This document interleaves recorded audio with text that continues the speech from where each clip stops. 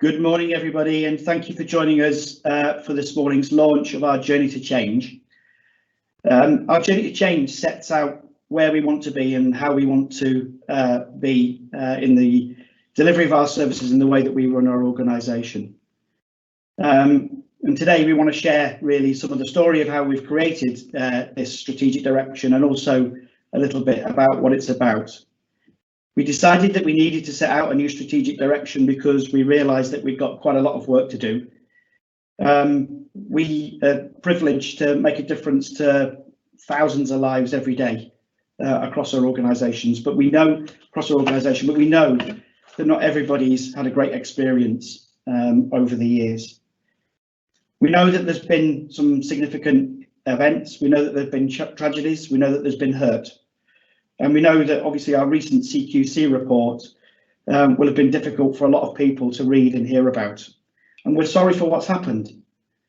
We will keep working with those that are affected to keep improving what we're doing.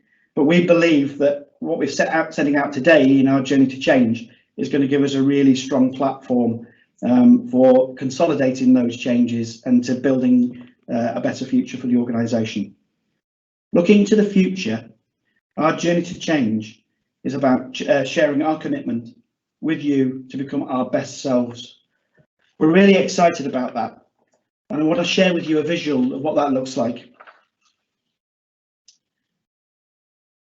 I'm hoping that you can see a slide now which sets out the story of our Journey to Change. And what you see on there is our vision.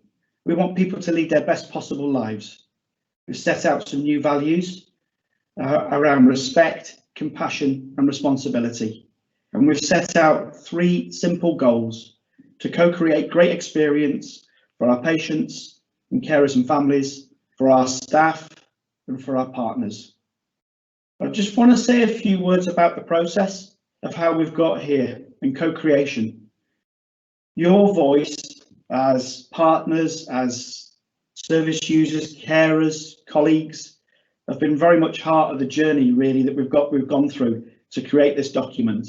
And I'm really proud that over the course of our big conversation, since we launched it in the summer of last year, we've had over 2,500 people involved, whether that be online in the conversation that we set out online on our online platform, in person, in writing, or through surveys. And we've had 50,000 data points to work with, which has been a colossal exercise for us to work with. But I hope what that means is that what we've got is authentic. People that were involved included patients and carers. We obviously had lots of colleagues involved and partners from across our communities. And all of these views have shaped our Journey to Change. And its ethos really has been created as a consequence of the words that you've given us to work with. And this is allowing us to set out in this document what we want to achieve. We've already got our actions underway. There are a number of things that we've already done and lots that we want to do. We've already introducing a new approach to organisational learning. We've reduced waiting times for CAM services. We're enhancing our staff wellbeing support with things like creating our Schwartz rounds. We're improving our environments, where we work and where we deliver care. We're increasing staffing with a campaign underway to recruit another 150 staff. And we're working with primary care colleagues to establish new roles in and around practices. And before I go on into more detail about what's to come, I'm going to hand over to one of our colleagues, Ros, a carer, who's been very heavily involved in what we've been doing here, and she's going to tell you a little bit about her story. So Ros, over to you. Hi, thank you, Brent, for launching our Journey to Change and talking honestly about where we are now and where we want to be.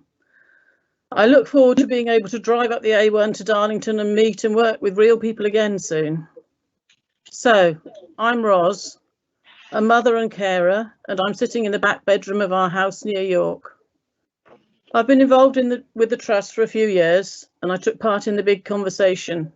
I and other carers and service users have been part of the planning groups which have wrestled with the Journey to Change and the new strategic framework. I see this as Brent's brave beginning, a way to listen and open up the Trust so that we all can help shape its future. I found the staff members that I work with have been keen to hear our views and include us in decision making. My presence here is perhaps a reflection of that new beginning, or maybe just a case of me drawing the short straw. I'm optimistic that CHUV's new ways of co-creating services, which relies on developing trust, relationships and equalising power, can and will improve lives. It will take time and require much reflection, but is an exciting journey to be on. I'm inspired by other mental health services, both here and abroad, that have sought ways to connect the people they serve to all the things that help us to live a fulfilling life. We all need the essentials, such as housing and enough money, but equally importantly, purposeful activity, supportive people around us, and the ability for us to decide where and when we need help.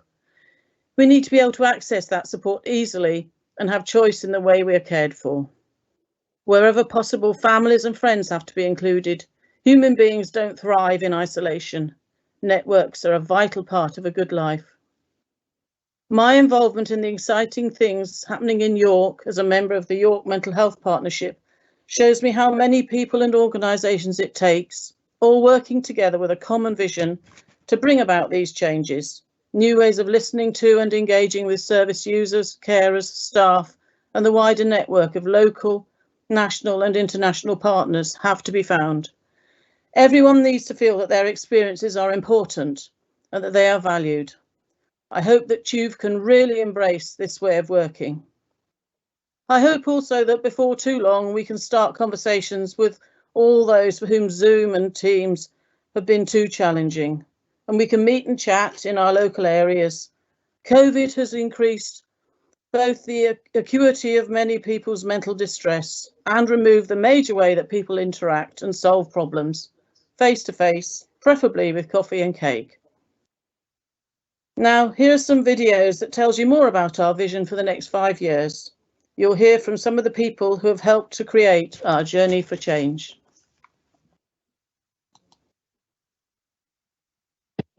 Our journey to change.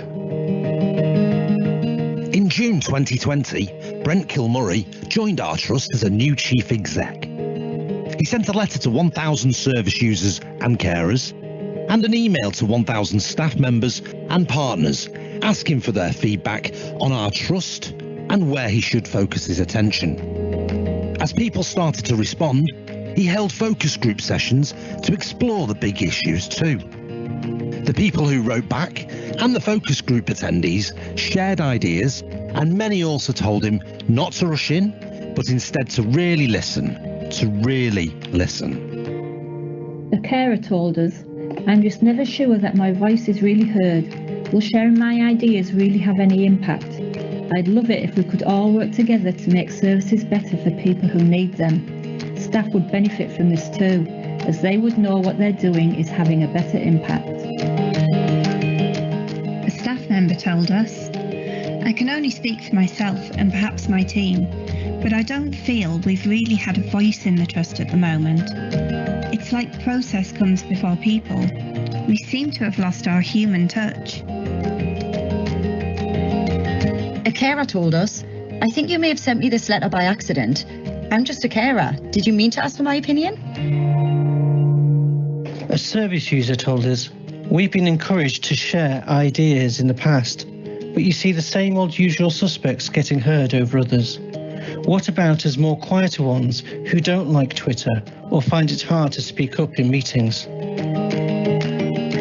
We heard loud and clear that there was a need for a big conversation about where we are, where we want to get to, and how we might get there. We listened. Throughout the summer and autumn of 2020, we brought together 2,100 plus people for a big conversation about the future of our trust. We asked big questions such as, what impact would we have if we got everything right? What behaviours should we expect and not tolerate from our colleagues? What are the big things that need addressing? What have we learnt as a result of COVID? A huge mixture of service users, carers, family members, partners and colleagues joined in. They collectively shared 35,800 ideas, comments and votes. Our big conversation revealed some uncomfortable truths, but also shared a picture of our future. People told us our trust in 2020 was not where we wanted it to be.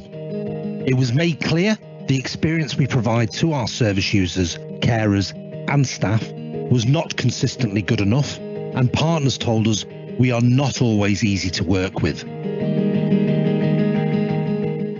Working with Chew can be like walking next to Godzilla. Godzilla doesn't mean to turn around and knock down buildings with his big tail that others have taken ages to construct. He's just so big he can't see where or how he's trampling on things. Chew needs to be more sensitive with how it handles smaller partners and more transparent about what it's doing. Service user. I've had to use the Trust services a number of times. How I'm left feeling has always depended on how I'm treated. If the people are nice, kind, and want to listen, it's been positive. When they just want to get you in and out, or don't show kindness, that's when things have been bad. A staff member, we've simply got too much to do. We never seem to say no to anything. We just add more and more work and admin. Something has to give. And too often, that time with the people we should be here for. Our independent analysts found within all the data the clarity that our trust was seeking. Our community reminded us why TÜV exists. We want people to lead their best possible lives. Our community told us the type of trust we must become. We will co-create safe and personalised care that improves the lives of people by involving them as equal partners. Our community told us the most important way we'll achieve this is to live our values all of the time. And together they made clear we need to rethink our values and behaviours. They made clear everyone should expect TÜV's people to show respect, compassion and responsibility 100% of the time. Our community told us everyone should focus on achieving 3 goals. 1, to co-create a great, safe experience for our patients, carers and families. 2, to co-create a great experience for our colleagues. And 3, to be a great partner. Finally, we learned the kind of organisation we want to become. Our values we must uphold, and our goals must be called Our Journey to Change. We asked people to reflect. How does our journey to change make you feel? What obstacles do you perceive that may stand in the way of our journey to change? A staff member told us, "Wow, this way of sharing ideas could change everything. Please, please, please listen to our people. The vast majority of us really do want to do our best to help our service users and their families." A service user said, "I do hope real co-designing is actually occurring. In the mental health arena, service user involvement is often leading the way in terms of ensuring all voices are included. I always worry many people's voices are not included from the very earliest stages of any inclusion process." Parent of a service user. That a gap opens up between the bigger services or the loudest voices, leaving crumbs for smaller groups to share. The families who depend on and staff who work in these services are diminished. To be frank, I'm worried about the financial pressures of running an NHS trust and the pressure to make changes fast, which suit the central powers, might undermine our local commitments in this strategy. Staff member. I feel excited and nervous about our journey to change. The journey to creating this vision for TÜV has been much more open and inclusive than anything we've experienced. The end product looks simple, but hidden inside are the seeds of fundamental change for many services. So I'm excited about getting to this point and about the potential, but I'm also nervous. What if TÜV can't deliver? I guess the solution is we must be in it together. Staff member. It feels to me like this is the start of something really good, and I know people out there are doing amazing work. I think that our journey to change will bring us together more. It'll bring us together as one organisation who's working towards the same vision. Our community of service users, carers, staff and partners have made clear our journey to change. Won't happen overnight. It must, however, be placed at the centre of everything to guide and inspire all action and decision making at all levels, all of the time.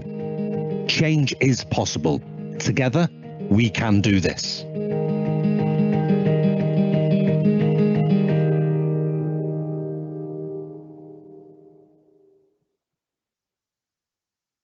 So thank you very much for everybody that was involved in creating that video, and also have been part of putting today together. I'm really proud of the process that we've followed. I think in and of itself, it's been a very energizing approach to the development of a strategic direction for us. And I know that some of the comments reflected in the video, a number of people felt that this new way of engaging has been really a positive step and something that we shouldn't lose as we go forward. I'm really clear that this is just the beginning. There's a lot of work to do. We've got some clear actions that are emerging around our clinical model, around becoming a great employer, around how we define a new way of co-creation and co-creating the way that we design, deliver and manage and govern our services. How we ensure that our corporate services and the infrastructure that supports the delivery of care is fit for purpose and wraps around what we do on a day-to-day basis, and how we better engage in the system.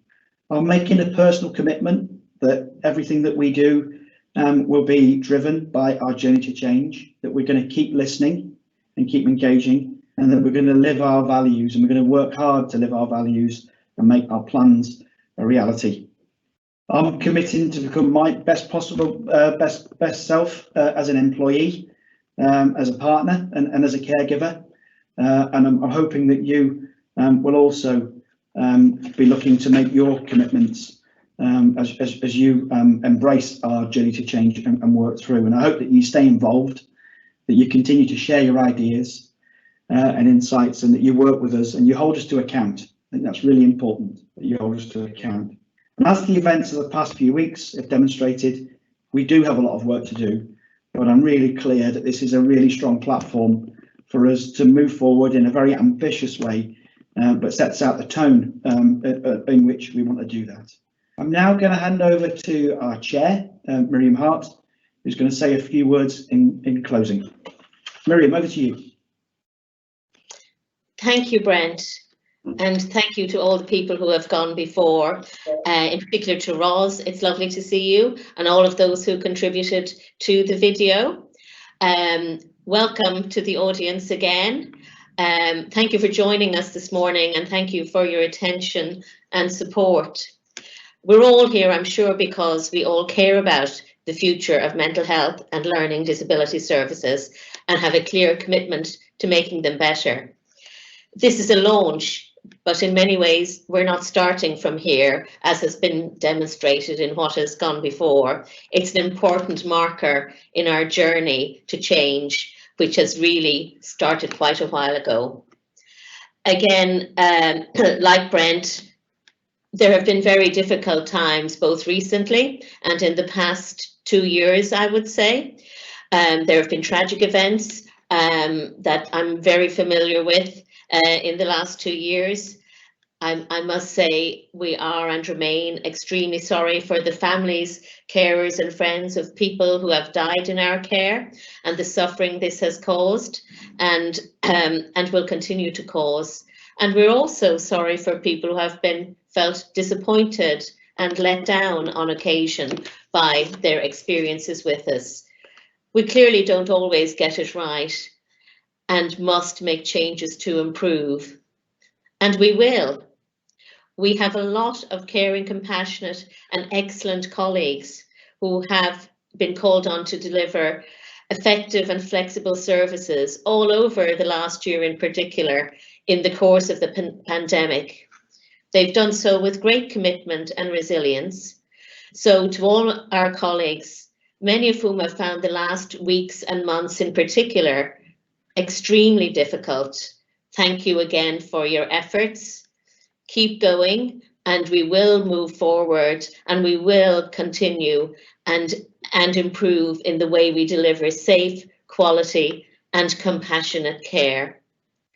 As mentioned already, and as demonstrated by all the things you've seen this morning, we can't do this alone. We need encouragement, support and critiquing from all our partners, regulators, users, families, carers, friends, etc. Our commitment is to work alongside everybody to make changes. So my ask of everybody is, please continue the journey with us. And I look forward to keeping people updated on future developments and moving forward. Thanks again for coming today and attending our online launch. And with that, I will close and just say good morning, and everybody have a nice day and a nice rest of the Easter week. Thank you very much.